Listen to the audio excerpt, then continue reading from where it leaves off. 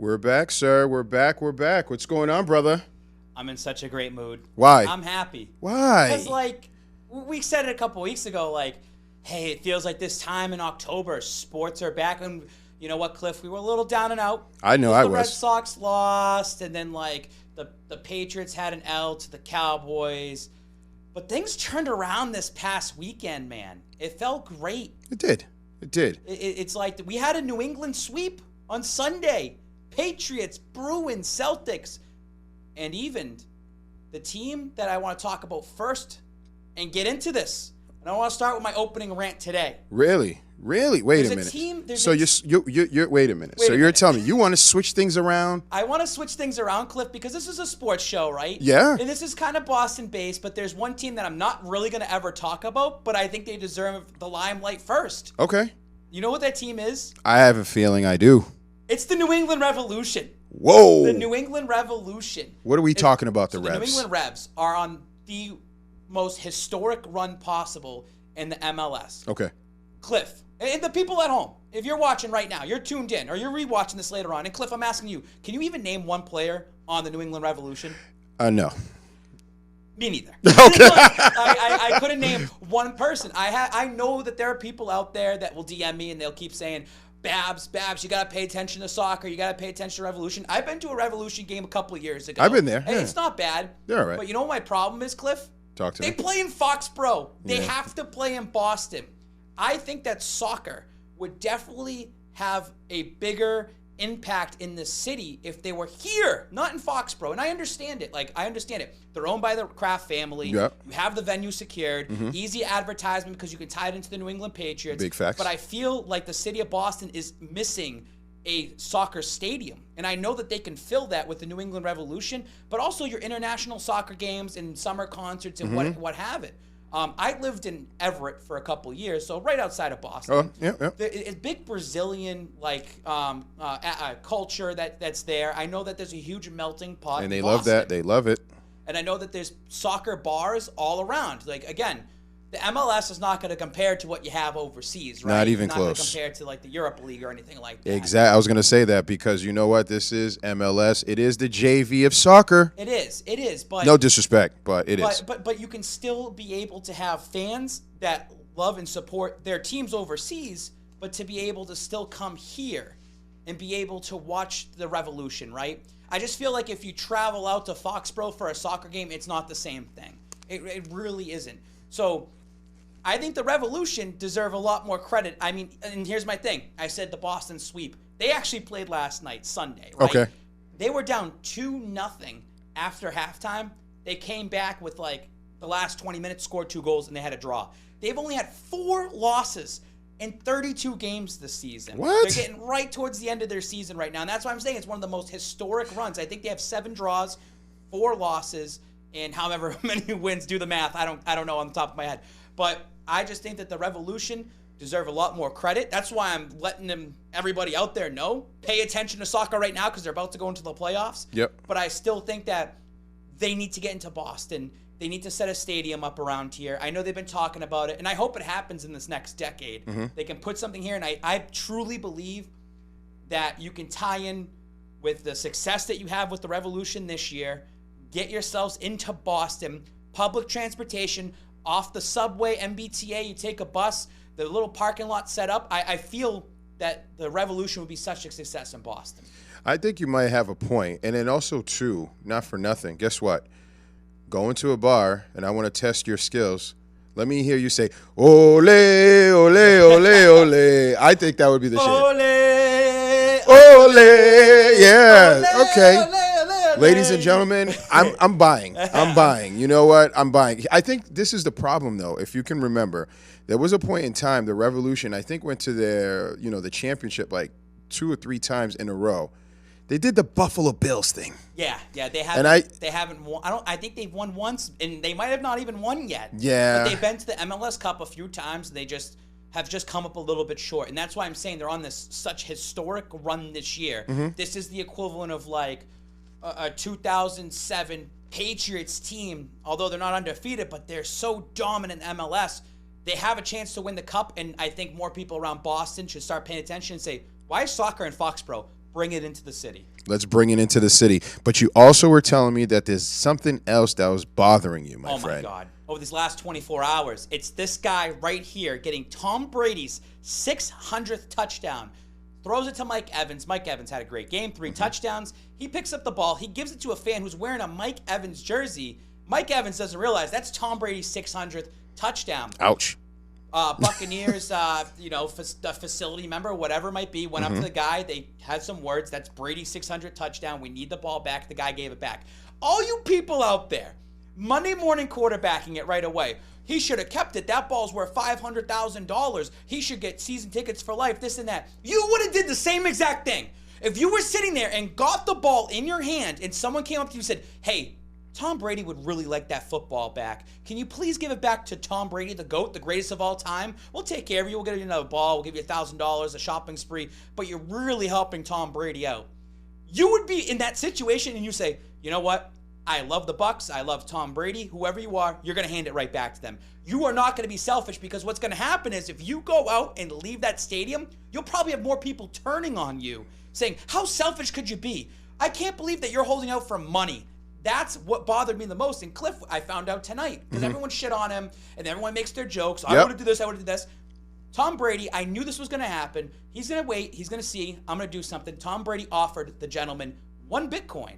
He says, I'm going to give you 1 Bitcoin, which Bitcoin right now is worth $62,000, which Bitcoin could end up being worth $500,000. If you hold on to next year, for all we know. That's right. It's also smart on Tom Brady's part, marketing, because he's getting into the cryptocurrency. He could say, I gave someone a Bitcoin and changed their life completely around. So I think that Tom Brady still did the right thing. The guy still made some money off of it. He gets his 15 minutes of fame. He's gone on all the shows and everything like that. But I know that anybody out there that was in the same situation, you would have handed the ball away, and I would have done the same thing too. I would have gave it right back. 100%. Yeah, you don't know that the ball's worth $500,000 at all, right there and there. Like you don't know that. All this information came out afterwards. You know what? I honestly can say that even not knowing anything, just the fact that one, if you're there, you're watching Tom Brady, you're a fan. Yeah. And why would you want to keep such a thing? Like you'd have to be a POS for you not to have given the ball. That's kind of weird too. You know what I mean? Like you've been watching it. It's like a movie though. Isn't this again like this guy, Tom Brady, wins all these championships and then just says, hey, you know what? I'm going to offer you a Bitcoin. I'm going to offer you something that's way much more valuable than the ball. It will be more valuable than the ball. 100%. And you're helping Tom Brady out because he doesn't have to go through an auction to buy his own ball back. There was a picture after the game, and he's holding it. He has it now in his possession. And Tom Brady did the right gesture. I think now that people found out later tonight that he got 1 Bitcoin, people are like, all right, it kind of makes sense now. That's a good transaction. He still ends up making out of the deal. Yeah. So let's talk about this Patriots team here. I heard that they did well, unfortunately, and I stress unfortunately. I didn't have the opportunity to watch the game. Not as much. Because I've been working. What happened when you looked at the score? Like, I'm sure you pulled out your phone. I told everyone, I said cut on a great scene, too. You'll get the behind the scenes when the movie comes out. I said, something's wrong with my phone. The Patriots are winning. They're like, yes, it's Jets. I said, no. They're destroying this team. Yeah. And I think you called it the 50 Boyga. The 50 Boyga. The Boyga kid? Oh, man. So listen. So what the hell happened, man? Explain this, please. All right. First of all, I'm gonna admit it. I was telling a lot of people in person, and there's gonna be a clip later. I'm sure you don't show them the footage. We'll save the footage. Maybe later, another day. Maybe, Not now. I don't know. I was a little nervous going into this game. I'll self-admit it on here. I mean, last week I said you picked the Patriots. There's no way you're going to lose to the goddamn Jets. And if you lose to the goddamn Jets, I'm pushing the panic button. Yep. But we didn't know what Patriots team we were going to see out there. We didn't know what the heck's going to happen. So when I say that, all of a sudden, everything that I say usually happens the opposite way. They put 54 points up. And all these people afterwards are saying, oh, it's just the Jets. It's just the Jets. They put 54 points up on an NFL football team. Still a professional team, regardless of who it is. Absolutely. It's if they wanted to win. If they won that game 20-16, it's a different story. Right. They obliterated the Jets the way you're supposed to obliterate the Jets. It's a statement win. And what I loved seeing after this win, Cliff, was that Pats Nation took a little breath for a second and said, all right, we're still in this. We're still there. The path to the playoffs. It's there. Is still there. We've been talking about it week after week after week. You've been kind of convincing me. Week after week I said it's got to go this way. It might have to go this way. It might have to go this way. But a win like that, a statement win, that's what you need collectively for the New England Patriots. And the fan base is kind of now on the same page. And guess what, guys? If you were not a believer in Mac Jones, you have to be a believer now. You got to believe. What he ended up doing in this game. I think the kid is actually doing the damn thing now, man. Again, I know a lot of people probably tuning in like, Cliff, what the hell are you talking about? You're just listening to Spike King. Yes and no. What I am seeing, though, is there's a trend. He's throwing the ball well. Yeah. They're allowing him to throw. It seemed like this past game, he was able to call his own timeouts. He was able to audible at the line. That's nice, isn't it? To see things a certain way, and he's in charge. And, I mean, this is the best time to do it because you're playing the Jets. So this is the time that you end up having to do it.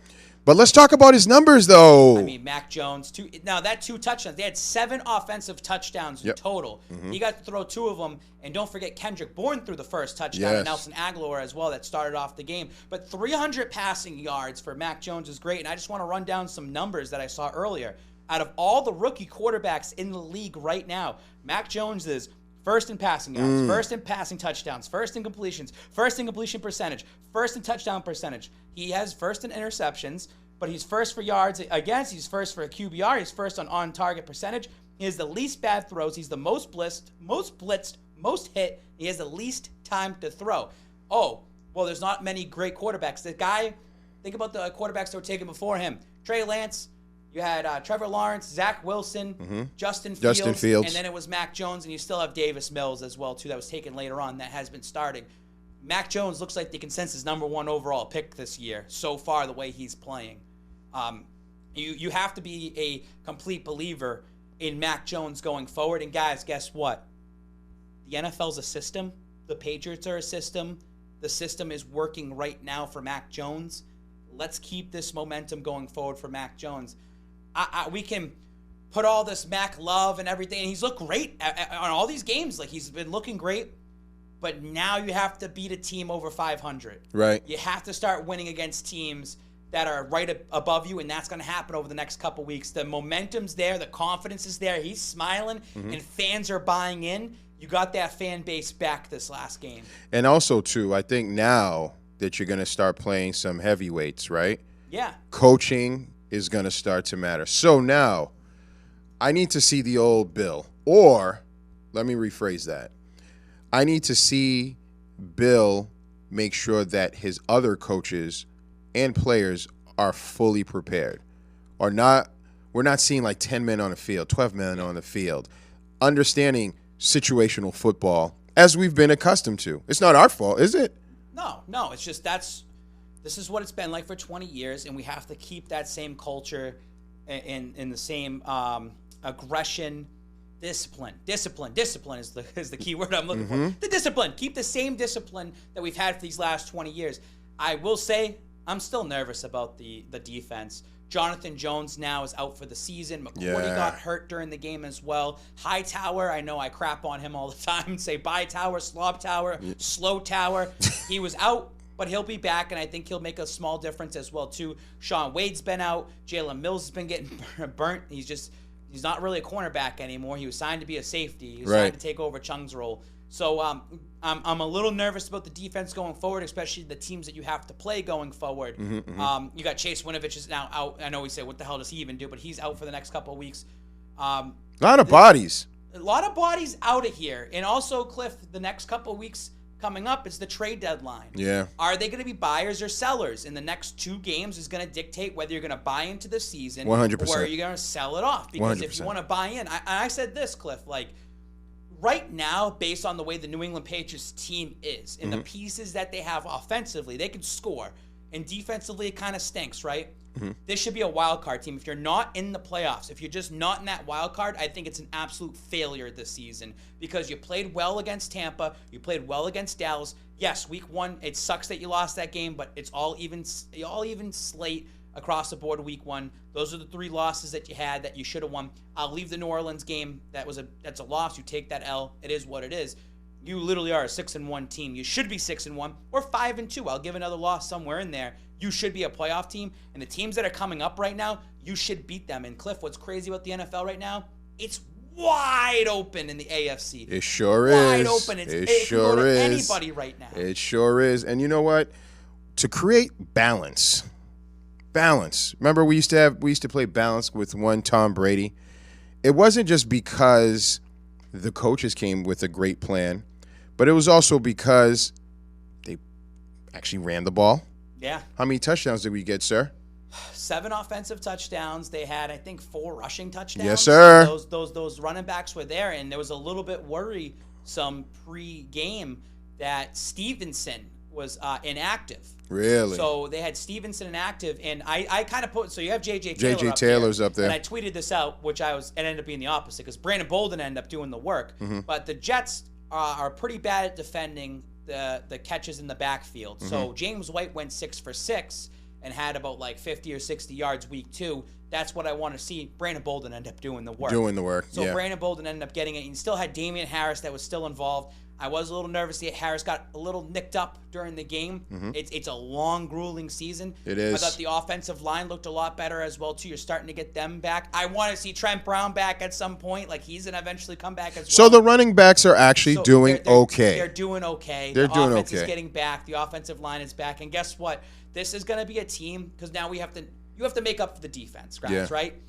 This team has to keep scoring 30 points a week. They have to continuously score 30 points a week to win games. You're going to have to be in these shootouts. You can't trust your defense, but as long as the offense is moving, that's A-okay with me. You got to keep scoring. Well, let's talk about another position, too, because yesterday, I believe, was what day was it, sir? It was National Tight End Day on Sunday. All right. The 4th Sunday in October is National Tight End Day, and this tight end, Hunter Henry, got his 4th straight touchdown. 4 games in a row with 4 touchdowns. He's earning his money. Yes, he is. He's getting comfortable now. What about Jonnu Smith? What's going on? I think he had maybe a catch for 50 yards. He had a big play during the game at some point, but I think he's going to start getting his going forward as well, too. He's going to start catching up to speed.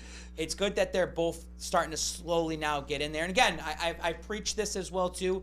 I'll go back to the preseason. I still believe the offense was built for Cam Newton. I believe that Cam Newton was slated to be their starter. It looked like that was going to be the way. Guess who got all the first-team reps? It was Cam Newton. So Mac Jones has been playing pick-up, catch-up over these last couple weeks. I thought it was important that they ran up the score because Mac Jones needs as much time possible in-game with these players. He didn't have all these reps with the ones in the preseason, those 3 games, and even in the practices as well. So I think they're finally starting to catch up to speed offensively. They're ready to go. And you know what's funny, Cliff? Talk to me. We've had all these conversations over the last couple weeks, right? And even in the media and the sports radio, they just shut up everybody. Everyone craps on Josh McDaniels' offense. They put up 54 points. We crap on Damian Harris not holding the ball that well. He ends up going back-to-back games with a touchdown. The running game looks strong. A little question marks about Mac Jones. And, hey, Mac Jones, you got to grab the brass ring. I bet he watched that. I bet he watched us last week. I think we deserve acknowledgement, damn it. Credit. Yes. I'm not stupid. I'm not we stupid, see it. Cliff. I told you, these people watch this stuff. They see it. It's okay. I'm glad you did it, Mac. I'm glad you grabbed the brass ring. Keep that going. Keep it going. Do it in L.A. Right. Go do it in L.A. Go do that and just keep grabbing it. Because no one's gonna get rid of you. Nope. Just grab the brass ring, man. And you know what? Who else was doing something? The defense actually intercepted the ball. Yeah, Kyle Duggar, another guy that was getting called up by Felger and Maz. Ended up having an interception. J.C. Jackson as well too. Great interception on the sideline. That's a nice little confidence booster there. I'm not still buying into the defense until they can beat a legitimate team. I'm sorry, but look at the teams that they've beaten so far: the New York Jets, the Houston Texans, who you looked very bad against in the first half. Yeah. And what was the other team they just beat? Week 2, the Jets. So you beat the Jets twice. Like, it holds no weight to me yet. So, like, I saw this stat real quick. It was Belichick. Since Brady has left, Belichick only has 10 wins. 4 of those wins are against the New York Jets. Wow. And another one's against the Dolphins. Oh. So just letting you know, like, you're beating up on the bad teams. You got to beat the good teams, and that's what we have going forward. Yep. And I know we'll get it right here. Perfect timing. Love it. Los Angeles Chargers. They're coming off a bye week. They're 4-2. I'm just gonna pull this up real quick. All right. In the AFC right now, you have the Bengals 5-2, Vegas 5-2, Tennessee's 5-2, Buffalo 4-2, Baltimore 5-2, Chargers 4-2, Cleveland 4-3. Those are the teams that are ahead of you.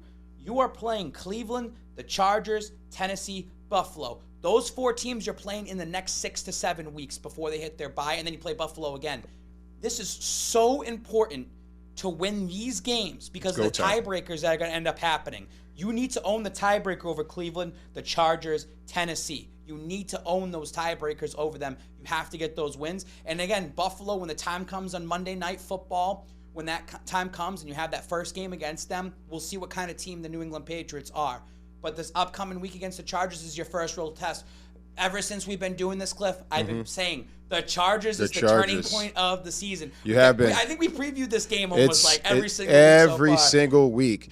And it's funny enough that the Chargers are kind of scary. What's your thoughts on this gentleman right here? Austin Eckler can run the ball. He can run it down your throat. And this is what I said. I'm a little nervous about the defense. Yeah. I would like to see I like to see Van Noy. I like to see Hightower. And I like to see Collins. I like to see the boogeymen show up. Yeah. I think we could see the resurgence of the boogeymen out in L.A. Okay. That's what you know what? That might be my selling selling point. Okay. I want to see the boogeymen come back because I think if you're going to stop Eckler, you're going to stop that run game, and you're going to stop that offensive charge, I want to see those 3 kind of come together and see some shades of 2019. It's kind of a tall order, but I do like... But that's what's where are you going with it? It's going to buy into what the defense is going to hold into for the rest of the season. Because let's just remind the people who we're dealing with over here. And Justin Herbert, great. I mean, he went 7-9 last year, and he went through his lumps. But look at that. He already has 1,700 passing yards. He's got 14 touchdowns on the season. This guy's going to throw all over you. And he's got some weapons like Mike Williams and Keenan Allen to throw to. So he's got weapons around him. That's what makes me nervous is it could be a shootout. But I will spin this. You know, Talk to me. It was a shootout against the Browns 2 weeks ago. Okay. They let up 40 points. They just lost the Ravens the week beforehand, before their bye, and they let up like 30 points against them. It's going to be a shootout. Back and forth, you have to score, as I just said. 30 points. You got to put 30 up on this team. Now, you can look at it. I think they won like 45-0 last year against the Chargers. Right. Different team. Different setting. Right. Both sides. It's not the same. Not at all. But, I mean, you already have that confidence as a team with experience that, hey, we already went into L.A. and we won. We can do this again against this team. And another thing, too, is a lot of Pats Nation out there had this game circled down as their destination this year. Chargers fans, they exist, but they don't really exist. They just played the Raiders at home a couple weeks ago. There's more Raiders fans in L.A. than there were Chargers fans. Right. There could be a 50-50 split here of Patriots fans and Chargers fans. So you're going to have some of that home crowd behind you. But, man, Cliff, this is the test for you. You beat this team and you go 4-4. Then you own the tiebreaker now over the Chargers. Now you have me bought in. You lose this game, you're 3-5. Now we're going to be like, well, you got to win this game. No, you win this game, and then you go on to Carolina. Because that Carolina game now becomes winnable. Right. Since they start 3-0 now. They just lost to the apart. Giants. Like, it's they're crazy falling apart. How things are starting to open up right now. Carry this momentum. You have Pats Nation backing you up right now, the New England Patriots. This is the time you get the fan base to buy back into. Now let me ask you a question. I got to keep it real with you. What if we go? What if we lose? Does the Stidmeister come in? No. So all of the Stidmeister, congratulations on the girl dad. Yeah. Let's go. Kudos. We got girls. Yeah. Now, but the Stidmeister is it's not happening. Not happening. I mean, I've been saying it. Like, I support Stidham, but I know it's Mac Jones' team, and especially after the performance Mac Jones just put out there, you got to roll with them for the rest of the year. God forbid something bad happens. Well, what if What if I'm saying, though, right? You're looking at Mac Jones, and you're like, all right, we have something here, but you know what? The season is for naught. What do we do? Protect the quarterback? Really? You got to go. Got to let him play? It's like Cam Newton last year. They just went with Cam Newton. They knew that they were out of it. We stuck with that guy. That's what we're going to have to go forward. It's not a knock on Jarrett Stidham. It's just this is the way the season progressed. Now, that's what I was nervous about is, what if they just lost to the Jets and you're 2-5 now? Right. We'll have a completely different conversation. After that win, Mac Jones all the way. You just run with him going forward. Hey. And I will say, like, you know, we got crapped on a little bit last week. It's all right. About the Deshaun Watson thing. Yeah, we did. And it's like, oh, why would you get rid of Deshaun Watson? You got to remember, like, this is a business and you want to win It now. is yes. Like, if you get your hands on Deshaun Watson, he's miles better than Mac Jones. But you can see the progression of Mac Jones. Again, it's nice to have a 54-point win, and I know I just shit on the people that said it's the Jets. Pump the brakes a little bit. Yes. It's great that you had that's a statement win, but you got to keep doing this going forward. You got to go into LA and beat an over 500 team. If you do that and you win in LA, we'll be praising a little bit more for Mac Jones next week. 100%. Maybe I'll get a Big Mac tattoo right here as well. I had my Big Mac. It's starting to catch on. It's awesome. It's fun. You see me, like Jorge, Jeremy, and Chris. We all got on together. We had our Big Macs. We celebrated. That was pretty cool. It was awesome, and it's cool that something small is starting to build up. And I want to do it 2 straight weeks. I want to do it 3 straight weeks. I want it to start building up in Patriots Nation that. You know what? I want to go after the game and go grab a Big Mac. Just go get a Big Mac. Just go get a Big Mac. Who doesn't like Big Macs? You know what we should do? If Mac wins this next game, I know probably like if we put $100, it'll probably be like nothing as far as stocks with Big Mac. But shit, we got to get some type of stock. We got to get something out of that, man. Something. We'll do something. I've been trying to search high and low. All right, but I'm gonna say I believe that he can pull this off. With that being said, let's talk about your picks. So I don't know how I did last week. I kind of haven't paid too much attention to what I did last week. We were busy, man. I know. But listen, New England right now, you take the money line this upcoming week. You got New England at the Chargers, New England plus 190. Again, it's Monday night when we're doing this. Lines can change. I know one of them has already changed on here as we're going to come up. But you take the money line. You got to take with the Patriots. They're hot. They're coming off a win, 54 points. Herbert and his boys are coming off a bye week. That could be good and bad. They could come out a little bit flat. You got to go out there in LA and score right away. Get the ball first, score right away. Get that crowd on your side. Well, you just said something. That bye week, I think we can catch them. Yeah. That's what I'm hoping for. Catch them. And they're also coming off a loss to the Ravens where they were completely flat. They went into Baltimore, completely flat game. You go on the bye week. On the opposite side, now you have the Patriots coming off of a fantastic, an overtime thriller that they lost, but then you also come off a fucking fantastic win against the New York Jets. This team's motivated going out to LA, but the Patriots have to show up. Yeah. Just show up. That's it. Play the game. And then we got this guy over here. So Green Bay at Arizona. Cliff, I think this might be the greatest Thursday night football game we've seen in years. Yeah. You have a 6-1 Green Bay Packers. You got the undefeated Arizona Cardinals. This line has definitely changed because I had it at minus 175. We just found out tonight that Davante Adams will be out for Green Bay Packers. Ooh. The line was actually -3 for Arizona. It's changed to -6. They've said we've never seen a line change that much because of a wide receiver. 3-point marginal difference right there. But I like Arizona at home, and I mean especially now, right? With Davante Adams out, and that's Rodgers' top guy. He's special though. He's a special player. It will be interesting to see both these teams that come off of a short week and how hard they want to play against each other. We could see a very lackadaisical kind of game. Go in there injury-free, get out, don't have any injuries. I don't know what the over-under is. I would probably want to take the under in this game. I do not expect these teams to really go too crazy, maybe a lot of running, save themselves, and then you have like a 10-day layoff. Not a bad thought, but I'm actually I think they're gonna go at each other, man. I think you're gonna see some fireworks. But now because you're hyping it up now. I am. You're hyping it up. I have to. I just told you this is the greatest Thursday night game that we've seen, and then it's gonna fall flat in our face. I know. I know we want to do the reverse, but I gotta be honest with the people. Arizona might want to protect their undefeated streak, but I could also see a guy like Aaron Rodgers mailing it in. Yeah, we can take a loss. We're still 6-2. We're still at the top of our division. It doesn't matter. We were never going to get the number 1 bye. I mean, it depends on the game flow, how it goes, and everything like that. I mean, I'd rather look at this game and just say, get in there, get healthy. This is a classic Patriots thing. If this was the Patriots playing Arizona, and say it's you're in the same division, right, the same conference. Belichick would just play vanilla because we're most likely seeing this team again later in the playoffs. Right. I don't want to show all our. I don't want to show what we have yet. So good point. Just keep that in mind. And I said this earlier, off camera. The Rams, the Bucks, the Cardinals, and the Packers. Those are the top 4 teams in the NFC. Those teams are going to go at it when it's January. It's going to be fun watching that. Well, let's go to the AFC real quick. Miami at Buffalo. All right. This is crazy, right? Miami plus 525, or if you want to be smart, you take them plus 12.5.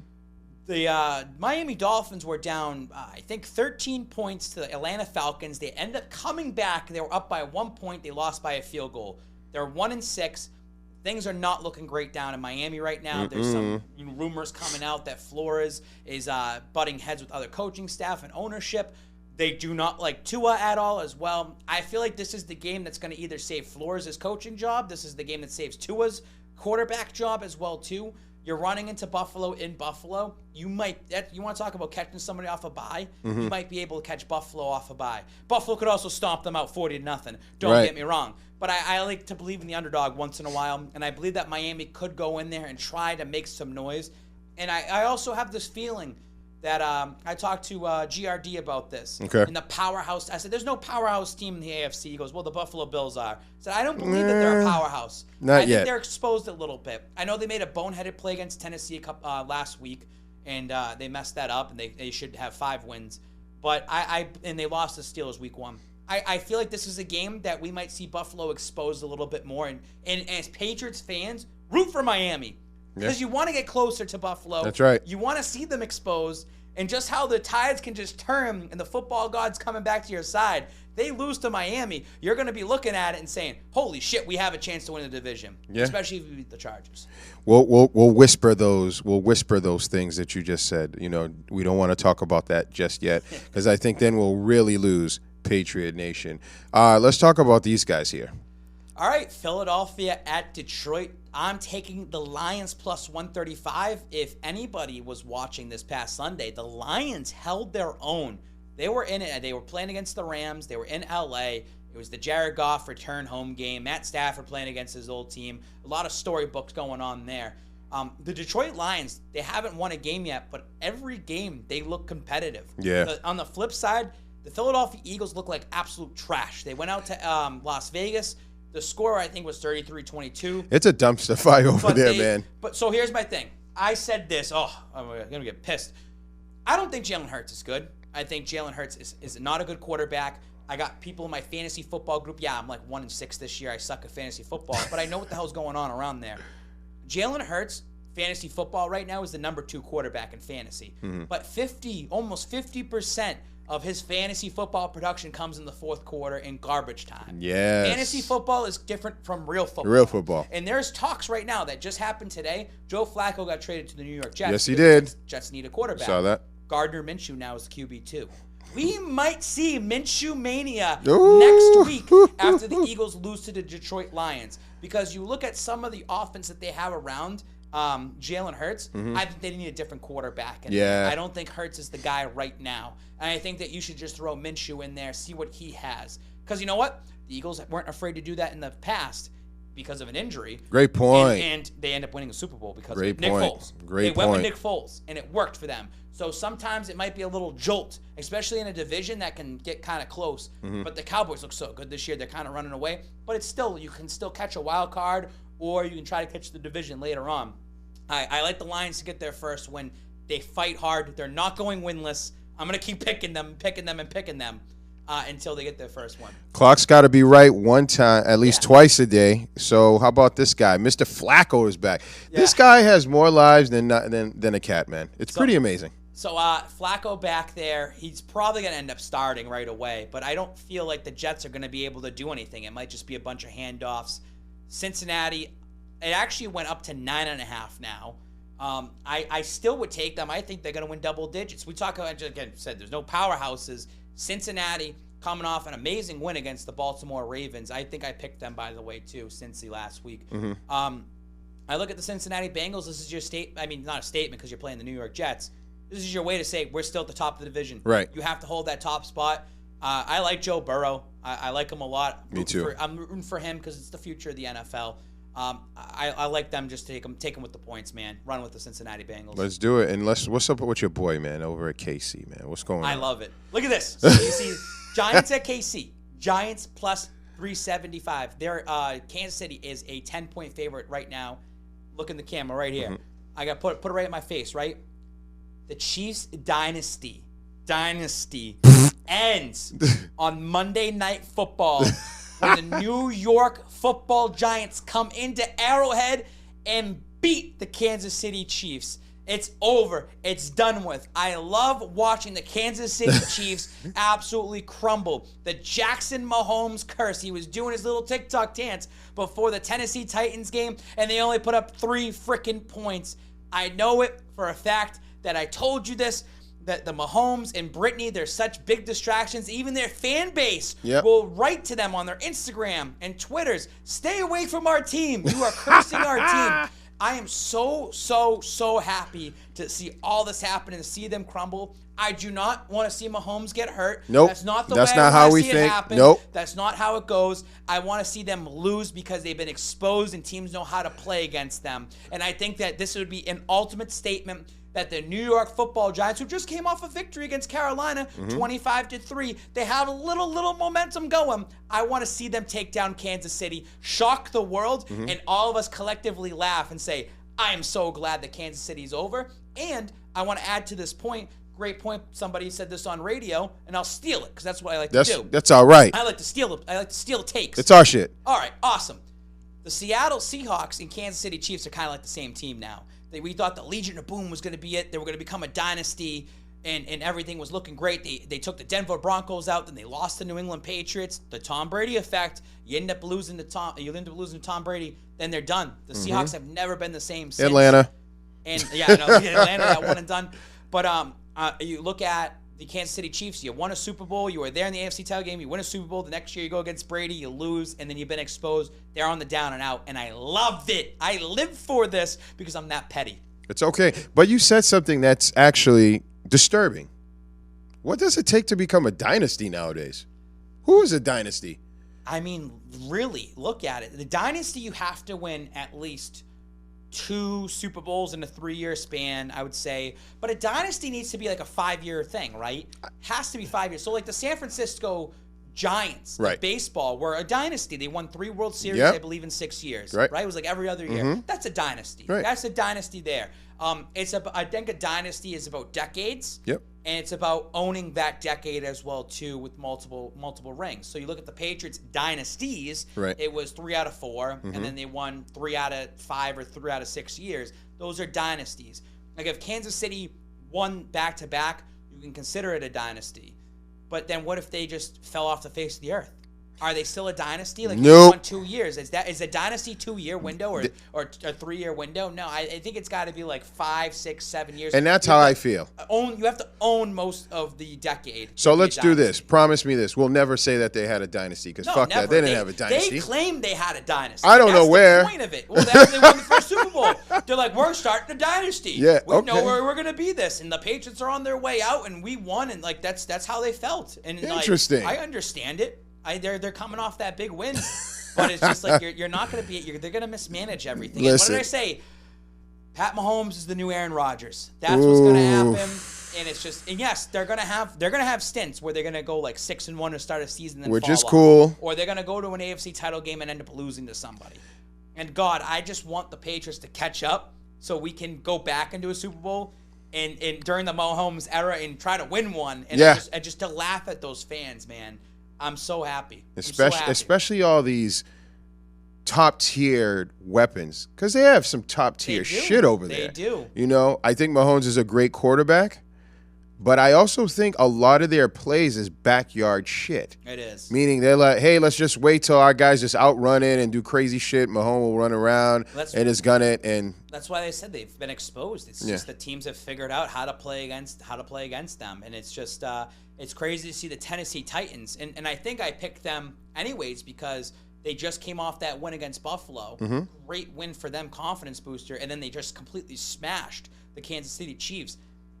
Patriots, you have the Tennessee Titans coming up at home in a couple weeks. That's right. Get ready because I want to see this team beat the Chargers, beat the Panthers, you beat the Browns. You start winning these games, you might feel a little bit more confident playing the Tennessee Titans later on. Well, that's when we're going to really, really, really need our linebackers to step up because Mr. Derrick Henry will run you the fuck over. Yeah, we've seen it already in that playoff game in 2019, so you have a little revenge coming up in a couple of weeks, but we want to see hopefully the Patriots at that time are above 500, and that will be the next test later on. When I said Chargers this week's test, the next one will end up being the Tennessee Titans later on in the season. Well, I see. You know what? I am envious of their team just because of how they do things. Because it's Mike Vrabel. Yeah. We gotta like Mike, regardless if he's on the other side. But just because I'm green with envy doesn't mean that I'm really envious of them. It's just because I want to talk about the Celtics. Let's talk about these Celtics. Let's talk about they just won a game tonight. Yeah, they've won 2 in a row now. That's They're on a nice. little win streak. So how you feel about this little win streak right here? I mean, it's good that they are won 2 games on the road. They beat the Charlotte Hornets in overtime tonight, which the Hornets were undefeated. They beat the Houston Rockets, which it is what it is, but they only won by 10 points. These are the little wins you need to get as they're about to come back home against the Wizards on Wednesday. It was a little rocky at first. You lost to New York Knicks. It went to overtime as well, 2 double overtime, I believe. The Knicks fans, it was a great video afterwards of them going absolutely wild and bananas. What really hurt was that home game on Friday. And I was there, and I don't go to many home games. And I watched him. He was a little upset, guys. Upset. When you lose like by 30 points, it absolutely sucks. Yeah. Because this is sometimes the Celtics team, like you get up by 10, you lose the lead, you're chasing 10 points, and then they just give up. And you can just kind of see that. And especially when you start the season 0-2. I'm glad that they turned it around a little bit, and I hope Wednesday's rocking at the Garden. I love Celtics fans. Man, these young fans that get to go out there, they get loud, they get excited for their team. But there's one thing I'm bothered about. Talk to me. The Boston Celtics. Talk to me. It's Marcus Smart. I am. Wait a minute. Are you talking about the $77 million man? This much. There was so much talk, Cliff, before the season started. Is Marcus Smart going to be on this team? Are they going to move from Marcus Smart? Are you going to end up using Marcus Smart for trade bait?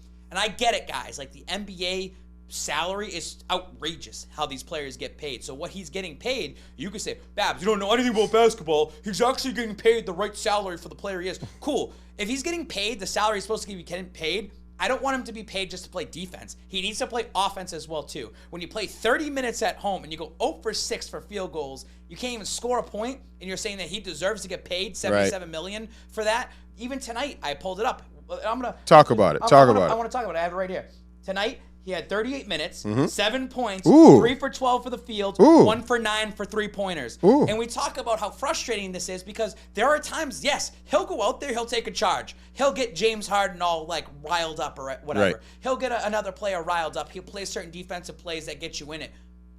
No, I don't care. Like, you can find that production somewhere else from somebody else. Like, I also look at it as, well, Marcus Smart's our veteran leader. No, Jason Tatum should be your leader now. That's why I want him out of here. I hope that Marcus Smart gets traded. Maybe We need use points. him for trade bait sometime. Let me ask you another don't need question. him. You do not need him. What did Schroeder get? Schroeder actually had a pretty decent night. Talk about it. He had 36 points. He went 20. He had 36 points. That's wrong. 36 minutes, 23 points, 6 for 14 from the field, 4 for 9 3-pointers, and he had 8 assists on top of it as well, too. I might be wrong, and I'm okay in saying I might be wrong. I don't think he's getting $77 million. I don't think Schroeder's getting $77 million. Not here anyway. No. Marcus, we need you. Like, We need you to step it up. Marcus Smart, man. Like, so what happened a couple years ago, I said this, is that I thought they should have traded Marcus Smart, and then he got hurt, so then you couldn't even trade him because he was hurt. And then the team needed something, and he does give you that, like, little jolt. Yes, he does. But, I mean, this team has now changed where it's like Jaylen Brown and Jason Tatum should be the jolt for this team. And it's like, does Marcus Smart have like blackmail on like Brad Stevens, the Celtics organization? Have they done something wrong? That's an awesome question. They need complementary players. The Celtics organization is too loyal sometimes to certain players. To a fault. They're too loyal and they stick around with certain players for too long. They have to learn when to let it go, and I think Marcus Smart was a person that you have to learn to let go. And guess what? I want to be shut up. I want Marcus Smart to drain a 3 and shut me up when he goes 1 for 9, hits that 1-3 to get you to overtime. Yeah, like that's exciting. Like I know how many fans that you Celtics fans sit at home and watch these games, and you're worried like, Marcus, don't shoot that. What are you doing? I can't believe. Oh wow, it went in. Okay, I'm silent. And he misses 5 in a row. Right. You know what I mean? Like it's just dumb. He plays dumb basketball. Fast break going. It's 3-on-1. Pulls up for a 3. Like what, he wins you 5 games in the season maybe, you can find that and spend that money elsewhere. That's what I'm bothered about the Boston Celtics. But there is one bright spot about the Boston Celtics. Loyalty, you said it. This guy, Al Horford, we didn't know what Al Horford we were going to get. He did not play tonight, but he played on that, and he didn't play the first game. He played the last 2 games. He played the middle games. Al Horford's a double-double machine. You're getting the product. You brought Al Horford here for a reason because you know you can get double-doubles. That's right. He got benched in Oklahoma City. They said, hey, we're moving on from you. We're all set. Heal up. He's coming in here with, you're not going to get every single game out of him. But when he comes in, what you expect, 10 points, about 10 boards. That's what you want out of him. That's what I know what he is. And I think that's worth the money that he's getting paid, Al Horford. Yeah. Like, I don't want a guy, like, again, Marcus Smart. It's like, what the hell are you getting out of him? Defense? You're paying him for defense? That was the answer from some of you green teamers out there. Like, that's not the way to go. He's taking charges, man. Like, stupid. So don't say that. But Al Horford, I saw him. He's a bright spot, and I think that made people be like, okay, that's a good piece for this year. We see what we have. You can put him out there. He's reliable enough to get you at least 10 boards. He's a veteran. Get you in there. That's a veteran that I want, right? That's the veteran I want. I don't want the veteran of Marcus Smart. You get him there because of his mouth. Right. And you know what? He's already had a couple strikes on him. You missed the team plane. They got benched for that. His production value, his production right now offensively looks horrendous. There's no production. That's 2 strikes on Marcus Smart right now. In my eyes, what's he gonna strike out next on? That's the problem now. I think what we need is a nice little hot streak from Smart, because I think the Celtics were truly banking on, hey, we locked this guy down. We don't know who our point guard is because they still have Pritchard. Yep. Schroeder's showing a little bit of a spark. So I think we really want Marcus Smart to start doing well to eventually trade him. Yeah. But, Marcus will be Marcus. Like I said, like, the NBA contracts are ridiculous. Yeah. That his contract is actually good. Yeah. That another team would want to pick it up. Yep. And that's why I hate the NBA, because it's like these contracts are outrageous. Like baseball, the contracts are outrageous. What they get paid. But you talk about baseball. Excuse me. Excuse me. Are you okay? Are you choking? Yeah. Someone. I don't choke. These guys do. Right. Jesus. My God. Cliff, what would you say? Is that a choke job that they did? They're up 2-1 in the series when you're coming off of scoring like 500 runs in a row. Okay. Or is it a collapse? Like they completely went cold. I've been struggling with this, right? And I think this is what happened. And guess what? I'm stealing another thing from the radio. Shout outs to Sports Hub. Their manager said, hey, we're going to throw freaking fastballs. Our guys couldn't hit them. I'm going to say, as a professional baseball player, you should know there's various pitches, especially if you played 162 games, right? Fastball is one of them. You couldn't hit a fastball. I think you choked. Yeah. That's just me. Yeah. I might be wrong. I sucked as a kid when I played baseball. That's why they put my ass way out in the outfield, because I had speed, but I can catch. But to hit the ball, forget about it. But you guys had yourself a a choke and a smile. Unfortunately, none of your fans are smiling. It makes me nervous, though. I'm not going to lie. When they were scoring all of these points, I said, oh, shit, we've seen this before. Not just with the Red Sox, but other teams. And it happened. Yeah. So I look at it, too. I think Cora kind of outmanaged himself in certain ways. Whether he left Chris Sale in an extra inning too long. It felt like in the Tampa series, he was willing to keep exchanging pitchers every so often as he could. And I feel like he kind of let that go. I also believe in the superstition of baseball and trying to keep things consistent. And when, after the first game at Tampa, they were all laughing and eating their popcorn and joking around. And the Red Sox, looked at that and said, screw this. You look at the game 1 when Carlos Correa, looked at his watch. And then after that, you win 2 straight games in a row, and you're like, wow, you're hot. And then Erod freaking looked at his watch after he strikes him out. Now, you can say it means nothing, but baseball superstition says it's something, right? And you had that whole Alex Cora yelling at him, saying, no, we don't do that. We don't do that.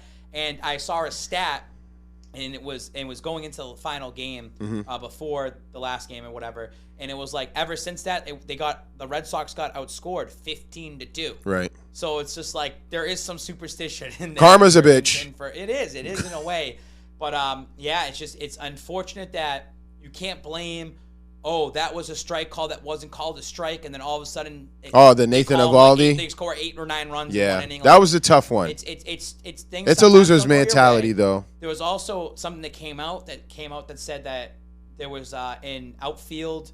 It was like someone was recording like a news station, and there was a light coming through only when the Astros were hitting, and then when the light went off, they scored 5 runs the next inning. So like there was something out with there as well too. Cora being a little cheater or whatever, but it was a little fun run that the Red Sox put on. I'm a little disappointed because the World Series starts tomorrow. Yep. It would have been nice to have the Red Sox in it, especially with the Patriots coming off this awesome win. Yep. The Bruins have been really good right now. The Celtics won 2 in a row, and you had that Boston sports back. I hope that we see something in this offseason that keeps people motivated to root for the Red Sox next year. I know a lot of casuals jump on, like me and you. We jump on the bandwagon. We are who we are. Now you got my interest. Like, okay, they went to ALCS. I want to see what they can do with another full season. Yeah, what are you going to do? Let's get some pitchers. Let's get some healthy pitchers. Let me ask you another question. We didn't even plan for this, but do you think they brought Chris Sales back way too early? No, I mean, they needed him to come back for that kind of run towards the end. It just sucks that he looked great in that final home game for them. It was game 5. He looked great. You just kept him in too long. Yeah. Like he started unraveling a little bit, and it's just unfortunate they kept him in too long. Chris Sale, he got his reps in, he got his pitches in. We'll have a full off season with him. Ready for next year. Yeah. Well, it is what it is. Well, guess what, man? We're coming to that point where we're actually doing pretty good by sticking on point. Is there anything that you want to say, or do you want to just give a final thought here and there, or what? I will say first, just sticking on baseball real quick. Sure. World Series tomorrow. I'm picking the Houston Astros to win this. And you're going to say, why would you pick them? Mm-hmm. Because the Astros actually deserve recognition if they can win the World Series because of the whole cheating scandal that they went through. Yeah, clean it up. There's a team that plays in New England that went through various cheating scandals, numerous, almost the last 20 years. Yeah. And you know what they did? They kept going to Super Bowls. Yeah. They kept winning championships. Do you know what team that was? I think so. Oh. It wasn't the Revolution. I know that because I know we said football. So the Houston Astros are not the New England Patriots by any means. But the fact is that they've gone to like 5 straight ALCSs. They've won a World Series. If you want to put an asterisk on it, okay. Well, they're going to another World Series now and have the chance to win it, and they can win it cleanly. If you want to put it that way. Yeah. And I think that should negate and shut up a lot of the old cheating scandal, the trash can. You would hope so. It should. They're a fun team, man. And that's coming from a Red Sox fan. It's coming from a Boston fan. You're looking at it being real. They got there. They earned it. It's not like they cheated against the Red Sox to get there. Right. They earned the right to go to the World Series, and if you beat the Atlanta Give Braves, them props. I give them props. Now, if they played the LA Dodgers, I think they would have had a little bit more trouble. I would have liked that series a little bit more. I think they have a legitimate shot against the Braves, and I think that will shut up a lot of people. Yeah. They're a fun team. I was watching them. I know every time they were on the plate, I was afraid. Like Altuve, this little man. When he comes up, you're wow. And it's insane. Like I said, I'm a pink hat. Didn't watch much. I didn't watch any baseball this year. But this was fun. They got my attention. And I have no problem watching it again. And hopefully they do come back. But they got some decisions to make because, you have 2 guys that can really hit the ball, but can't play anywhere in the field. I don't know. Red Sox, good luck. But thank you for what you guys have done. Wish you didn't, talk your shit because karma is a bitch. And they came back. So with everything that's been going on, we got a Thursday night game. What's your final thoughts, man, as we get out of here? You know what? I actually want to go non-sports for a second. Okay. I like that. You work in this production studio. You've done a lot of work in film industry. You're doing something right now. You film a little something. Short film. Yep. Film. Mm-hmm. You've seen it. Yep. I want to know your thoughts on Alec Baldwin and what happened of him, unfortunately, killing somebody, manslaughter, shooting someone, however you want to say it. Yeah. I want to know your thoughts on who fucked that one up. I'll say this, and I've shout outs to my wife because she provided some additional information for me. Before coming to the studio this evening. It looks as if there's a person that they hired that takes care of the prop gun, and he actually had some like a sketchy pass. I don't know how he got back like on set to work with these guys. I've been in video shoots where people, for whatever reason wanted to have a gun, and I never allowed the gun to be near me just because I know you can unload it. I have an LTC. I have a gun I can carry. I carry. But you just never know. On set, it's pretty clear there's these props, but as we know, the further in advance with technology, people are paying more attention to details, and they'd be like, "Oh, that's not a real gun." So we went from say the 80s to a little snap gun to like real guns that actually pop and give kickback, and you can see just the bullet flying out or the shell, the casing flying out. This here was just a person that fucked up. I really feel bad for Alec Baldwin because it's not his fault at all. A person lost their lives trying to do something that I love to do, which is create. At no point in time when you're behind a camera and you're shooting, your mind is like, oh shit, is this gun going to blast me? Your focus is, I have all these little random numbers that's behind the camera. I need to make sure I'm doing my job while at the same time directing, as I don't know if she was just a camera operator or director, setting up the scene. Like, for example, this past weekend, I'm watching the actors act, but I'm still observing everything around to make sure that I have a clean plate or slate, we'll say. But to find out, pow, and someone loses a life is insane to me. Like I said, I've been in music videos where people want to wield guns and stuff like that. I never allow anyone, regardless, to ever point one at me because you just never know. Always treat the guns like they're always loaded. That's like rule number one of Right. gun safety. Right. It's always loaded and the safety's never on. Treat it that way. Great point. Yeah. I actually want to go completely 180. Go ahead. You just said. I'm a conspiracy nut. Talk to me. And I don't have all the facts in front of me. It's going to take you, the viewer, to look this up and dig out the information because I was trying to do it before I came in here. I saw it somewhere. I should have printed it out. I should have had it. It's all in front of good. me. We can come back to it. So the cinematographer that unfortunately passed away is the wife of a lawyer that's working against Hillary Clinton in some court case going on right now. No fucking way. And Alec Baldwin is very, very, very close with the Clintons. And if you're going to do something to make make a statement in a way, Yep. Alec Baldwin might have fired that gun purposely to send a message out there. Just saying. And guess what? We're all going to look at Alec Baldwin and say, oh, man, that's terrible. I feel so bad. I feel so guilty. I can't believe this happened. Such a great guy. Wow. No one's going to look and no one's going to charge him with anything. It's the production. Right. Get screwed, or whoever's going to get screwed off of it. And this world is fucking crazy. Like, don't put it around. Don't put it out. Don't think like it would never happen. The government wanted to attack us, like in 1960. Like, look it up. It's like Operation Northwoods. Like, they wanted to cause. That's what ended up happening with 9/11.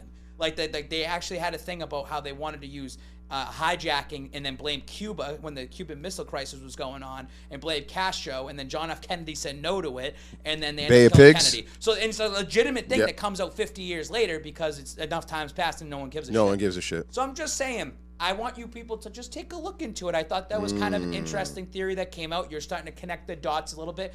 It also just could be a coincidence. That's how things happen in life as well, too. Right. But I like to just think that this is such a weird situation that a guy like Alec Baldwin would be in, and then you start putting the ties together, and it's like, I want to see what more information comes out. That's it. Now I'm gonna really do some research because I was on set when this was happening, when this had happened, and the news was put out there.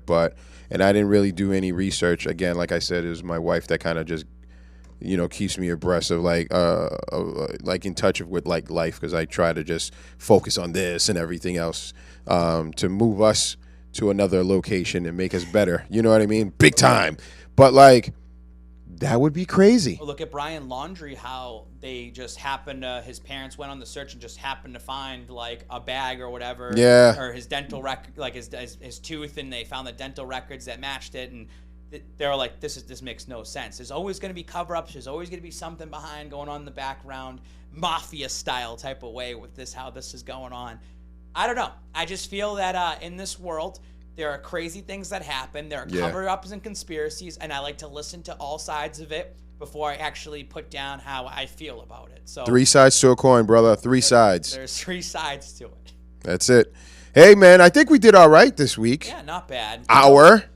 This is why it's the Boston Power Hour. Pow. Boston Power Hour and a half. Yes. we gotta condense it down just a wee bit. Cliff, you're going to come out this Sunday to the Pats Alumni Association game with the greats at Gillette Stadium. I would like to have you. I'll be there. Right, I can't sing, but yeah, I'll be there. Oh, awesome. All right. I'll be there. All right, so we're not singers, but shit, we try to do what we do, which is entertain you, provide you some sports input, and our purely subjective ideas of how life is supposed to be, including the Patriots and the Red Sox, and even you brought in the Revolution. Revolution. Pay attention to that. I'm going to have to pay attention. I think next week my homework will be name 3 players without looking at my phone. I'll keep studying. Like I'll match you that. I'll match you that. I think I can do that. Ladies and gentlemen, again, it's the Boston Power Hour. We're gonna come up with something cool. I promise you. Just I gotta be done shooting this shit, and I'm gonna focus all on him. And then my wife can be jealous of him. Us. I know, us, but it's on